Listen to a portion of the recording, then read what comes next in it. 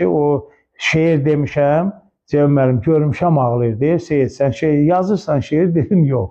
Onu gərək Zəlimxanın bir şeiri var, deyir, əgər bir şeiri varsa şairin, onu şair yazmır, Allah yazdırır. Bax, şeirə, həvəsə mən Zəlimxan Yaqubun yaradıcılığına müraciət eləyəndən sonra onun Məkkə-Mədinə ziyarəti Günay qəsrində bir tərəfində çıxmışdı. Mən onu oxuyub, 100 kupletin əzbərləyib, getmişdim Zəlimxan Yaqubun görüşünə. Mən o görüşü sual vermək istəmişim.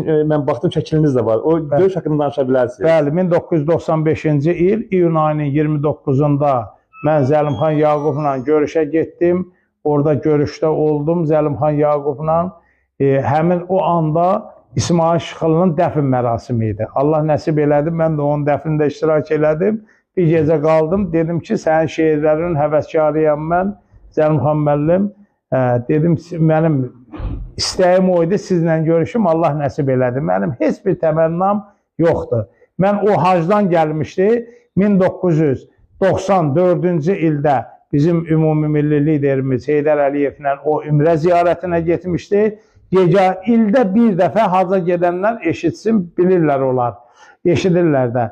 Bir dəfə Kəbənin evi açılır, Ceyhun müəllim, Allah sizə də nəsib eləsin. O da Zilhiccə ayının 10-cu günü, Qurbanlıq ayının 10-unda qapılar açılır.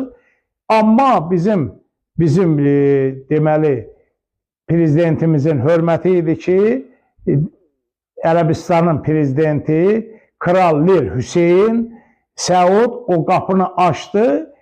Kəbənin içərisinə daxil oldular ümrə ziyarətində. Onda Zəlimxan Yaqub da ora girmişdi. 95-ci ildə o həcc-i təməddüyə getdi. İnsan ömründə bir dəfə həcc, ümrə ziyarətinə bir dəfə həcc-i təməddüyə gedir. Mən onu görüşəndən sonra soruşdum ki, Zəlimxan müəllim, ziyarətiniz necə keçdi? O mənə şeirlə cavab verdi. Necə keçdi ziyarətim? Qoy onu bir Xuda bilsin. Eşidək onu. Necə keçdi ziyarətim, qoy onu bir Xuda bilsin. Bir canım var qadir Allah, onu haqqa fəda bilsin. Kəbə mənim könlümdədir, mən ondayam, o məndədir. Heç olarmı şair könlüm, canı canından cüda bilsin. Allah evi bir dənizdir, mən də onun damlasıyam. Ev sahibi bu dəryada məni də bir ada bilsin. Tanrım ilə vəhdətdəyəm, Allah ilə söhbətdəyəm. Haqqı bilən hər sözümü, haqdan gələn səda bilsin. Ulu Tanrım, bir fürsəti Mühəmmədin ümmətinə, mən daddığım bu neyməti bütün dünya dada bilsin.